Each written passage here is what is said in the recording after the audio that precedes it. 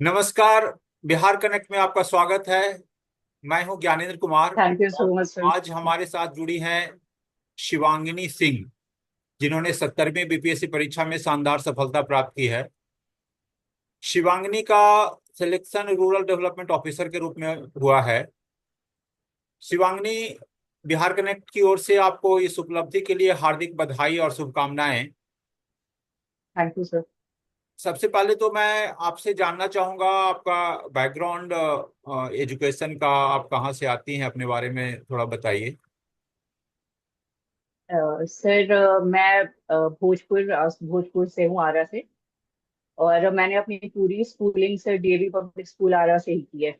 और सर उसके बाद सर मेरा ग्रेजुएशन बनारस हिंदू यूनिवर्सिटी से हुआ है। और सर पीजी मैंने इग्नू से करा है।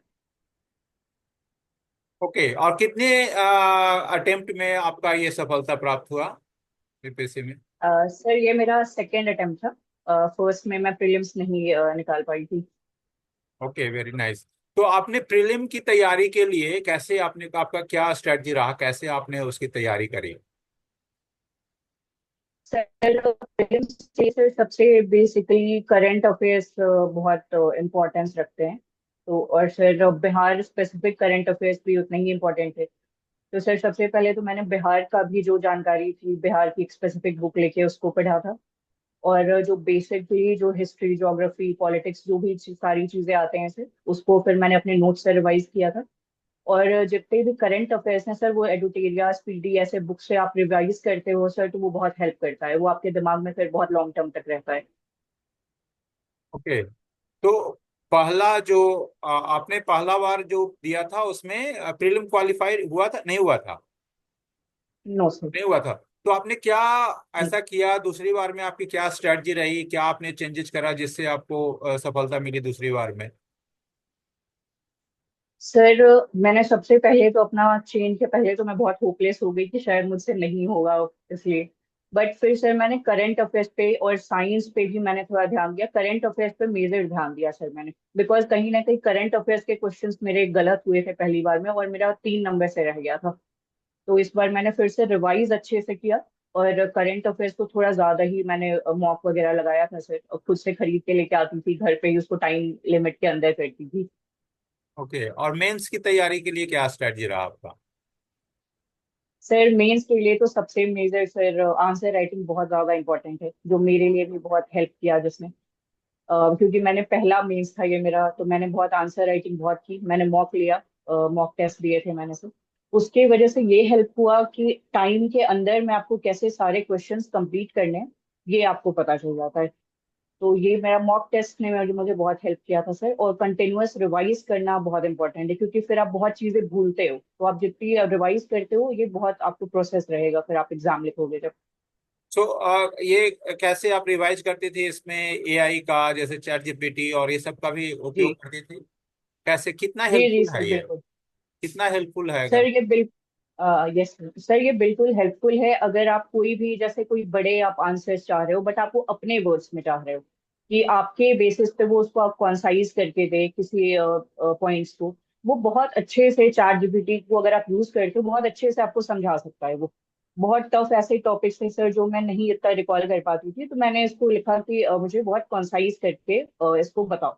तो फिर वो बहुत अच्छे से आपको हेल्प होता है, और आप रिकॉल इजीली कर पाते हो उसको। जितने शॉर्ट रहेगा आप उसको फिर आप बाद में लॉन्ग टर्म कर सकते हो। बट बहुत हेल्पफुल है कहीं ना कहीं, जो भी मेरे फेलो एस्पिरेंट्स यूज करना चाहते हैं इसको, ये बहुत हेल्पफुल होगा।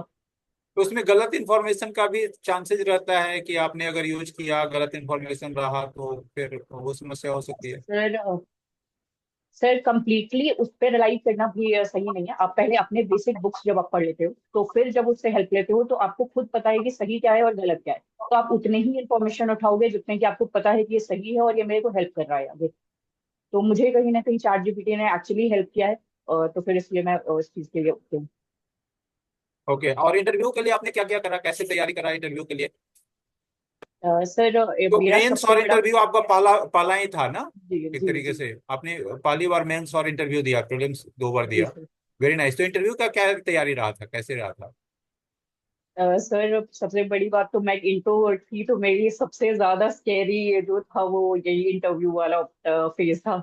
मुझे लग रहा था मैं फेस कैसे करूंगी मैं पैनल को, क्योंकि मैं कभी बोल नहीं पाती थी, मेरा पहला इंटरव्यू था। तो सर सबसे पहले मैंने सोचा कि ठीक है, अभी आसपास मेरे मोटिवेट करने के लिए भी मेरे दोस्त थे कि कर लेगी तू। फिर मैंने सर मॉक्स लगाया। मॉक्स ने बहुत हेल्प किया। खुद का भी अगर आप मिरर में भी अगर अपनी बातें कहते हो, आप जो भी बोलने वाले हो, आप उसको मिरर में कंटिन्यूअसली आप बोलते रहे तो आपके अंदर बहुत मोटिवेशन आता है कि आप बिल्कुल बहुत अच्छा बोल रहे हो। फिर सर मॉक्स ने बहुत हेल्प किया। जो मैंने मॉक इंटरव्यू दिया सर कोचिंग्स के, तो उसमें बहुत हेल्प हुआ। उन्होंने बताया कमियां मेरी, जिसको फिर आप सुधार पाते हो कि ठीक है ये कमी है, इसको फिर नेक्स्ट में, ताकि आप मेन जब जाओ तो फिर वहां पे आपको कोई दिक्कत ना हो। तो जो आपको एक डर था पहले, और जब आप एक्चुअल इंटरव्यू बोर्ड को फेस किए, तो वो कैसा था, उनका रवैया कैसा था आप जब वो आप इंटरव्यू बोर्ड में गए तब के सामने? Yes sir. सर कंपैरेटिवली मैं ये बताऊं कि जैसे नॉर्मल कोचिंग के जो बोर्ड्स होते हैं उनसे भी ज्यादा आपके बहुत अच्छा फील कराते हैं सर। बिल्कुल आपको आपको लगेगा ही नहीं कि आप इतने बड़े पैनल के सामने बैठे हो। They are just like family members. वो बिल्कुल आपसे बस क्वेश्चन पूछते हैं, बिल्कुल बेटा आप अच्छे से जवाब दो, बहुत बहुत अच्छे से, और आपको बिल्कुल वो डर खत्म हो जाता है वहां जाते। तो मुझे जितना डर पैनल में लगा था वाले, उससे भी कम डर मुझे वहां फील हुआ, क्योंकि बिल्कुल उन्होंने बहुत कंफर्टेबल कर दिया था। तो ये जो आप बतला रही हैं कि जो पहले का डर था वो, और जब आपने एक्चुअल फेस किया तो वो सारा आपको लगा कि एकदम डिफरेंट है, राइट? कि वहां पर जी सर। आपको यस वो सर। हेल्पफुल है वो।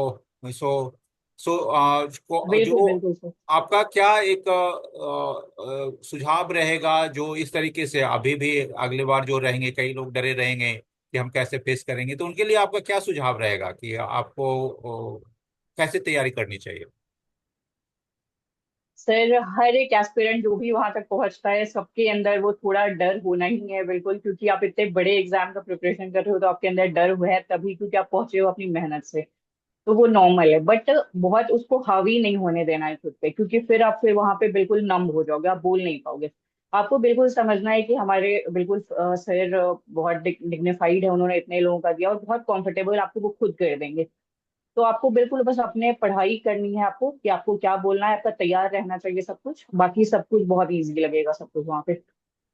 सो है कि आपको नॉलेज होना चाहिए। अगर नॉलेज है, आपके पास जी जानकारी जी। है, तो वो वहां पर आपको कंफर्टेबल रहेंगे और आपके विद्युता का वो जांच करेंगे। जी सर बिल्कुल, वो एग्जैक्टली वो नॉलेज का ही सिर्फ देखते हैं, आपसे क्वेश्चंस करते हैं, और आप नहीं भी बता पाते हो उसमें भी कोई दिक्कत नहीं है। वो फिर दूसरे क्वेश्चंस आपसे पूछेंगे, क्योंकि हर लोग सब कुछ नहीं जान सकते हैं। बिल्कुल। और अगर हम ये बात करें, आपका कैसा फैमिली का की तरफ से कैसा सपोर्ट रहा, मित्रों से कैसा सपोर्ट रहा इस जर्नी में? यस सर, सबसे ज्यादा तो मैं ग्रेटफुल और थैंकफुल हूँ बिल्कुल अपने पेरेंट्स की। उन्होंने, और स्पेशली मेरी माँ की, जिन्होंने बहुत ही ज्यादा मेरे पूरे फेज में साथ रही। और मैं हमेशा ऐसे इमोशनली डिमोटिवेटेड बहुत हो जाती थी कि मेरे से ये सब नहीं होगा। फिर मेरा दोस्त भी है, उसने भी बहुत हेल्प किया इसमें कि बिल्कुल तेरा हो जाएगा। तो आसपास अपने ऐसे लोगों का रखना बहुत जरूरी होता है, जो कि आप जब खुद डाउन फील कर रहे हो तो आपको मोटिवेट कर सकते हैं सर उस टाइम पे। तो किसी स्तर पे आपको हर्डल्स, या जैसे आपने पहली बार बताया कि पहला बार में आप क्वालिफाई नहीं कर पाए थे प्रीलिम्स भी, तो कोई निराशा कभी वैसा लगा आपको कि मैं कर पाऊंगी या नहीं कर पाऊंगी? खुद के ऊपर एक भरोसा की बात वैसा रहा? सर सेल्फ डाउट तो बिल्कुल होता है, और कोई भी एग्जाम अगर आपसे नहीं निकलता है तो आपको लगता है कि शायद ये मेरे लिए नहीं है, मैं नहीं कर पाऊंगी। बट फिर अगर आपको खुद से सेल्फ बिलीव करना होता है, स्ट्रेंथ ले आना पड़ता है, और आपके आसपास ऐसे लोग रहने चाहिए जो कि बहुत पॉजिटिव हों, आपको लेके आपसे ज्यादा आप पे विश्वास करें कि आप बिल्कुल कर लोगे, तो फिर वो उस टाइम पे बहुत हेल्प करता है और आप फिर से स्टैंड अप होते हो, फिर से आप अपना काम करने लग जाते हो। आपका जो सिलेक्शन हुआ है वो रूरल डेवलपमेंट ऑफिसर के रूप में हुआ है, तो क्या जी सर। आपकी प्राथमिकता होगा, उसमें क्या रोल होता है और आपकी प्राथमिकता क्या होगी, कैसे आप उस रोल को निभाएंगे? सर जैसे कि आरडीओ सेवा जो है वो मोस्टली सर ये फील्ड ओरिएंटेड है। तो उसमें जो भी होगा सर, जैसे रूरल जो आते हैं, जितने भी रूरल डेवलपमेंट करने में जो भी चीजें हेल्प हो सकेंगी सर, वो मैं बिल्कुल करने की कोशिश करूंगी। इंटरैक्ट करूंगी मोस्टली सर विलेजर्स से, जो भी जहाँ भी मेरी पोस्टिंग होती है। इंटरैक्टिव कोई भी लिसनिंग आप करते हो, आप लोगों से इंटरैक्ट करते हो, ये आपका बहुत हेल्प करता है सर। तो मुझे उनकी प्रॉब्लम्स जानने का मौका मिलेगा सर, कि क्या वहाँ प्रॉब्लम है, कहाँ क्या दिक्कतें आ रही हैं, फिर वहाँ जो भी दिक्कतें हैं उन सबको पूरा कर सकें। तो मतलब रूरल में, और आप रहे हैं ज्यादा शहरों में, और आपको ये जी जानकारी सर। होगा कि आप शायद ये काम जो है काफी डिमांडिंग है रूरल एरियाज में। तो वहाँ के चैलेंजेस को फेस करने के लिए आप तैयार हैं, या फिर उसको हैंडल करना एक मुश्किल होगा? सर सबसे पहले तो कहीं भी जाने पर आपको पहले सीखना होता है वहाँ का काम, आप देखते हो, एनालाइज करते हो। तो मेरा सबसे पहली मेरी प्राथमिकता यही होगी सर, कि पहले मैं एनालाइज करूँ, पहले देखूँ, मैं फील्ड विजिट्स करके जहाँ भी मुझे काम मिलता है, मैं उसके बाद फिर उसके तरीके से मैं अपना प्रायोरिटी लिस्ट बनाऊं कि सबसे इम्पोर्टेंट मुझे क्या करना है, उसके बाद क्या करना है, और उस हिसाब से सर वहाँ की प्रॉब्लम्स पे मैं अपना योगदान दे सकूं, उसको सोल्यूशन देके।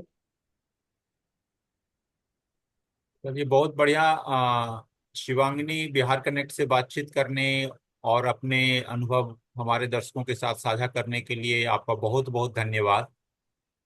हमें थैंक यू सो विश्वास मच है सर, कि इट वॉज आप ग्रेट। एक संवेदनशील, जनोन्मुखी और प्रभावी प्रशासनिक अधिकारी के रूप में बिहार के विकास और सुशासन में महत्वपूर्ण योगदान देंगी। एक बार फिर इस शानदार उपलब्धि के लिए आपको हार्दिक बधाई, और आपके उज्जवल भविष्य के लिए थैंक यू ढेरों सर। शुभकामनाएं। धन्यवाद। Thank you sir, thank you so much sir. मैं हूं ज्ञानेंद्र कुमार, और आप देख रहे थे बिहार कनेक्ट। नमस्कार।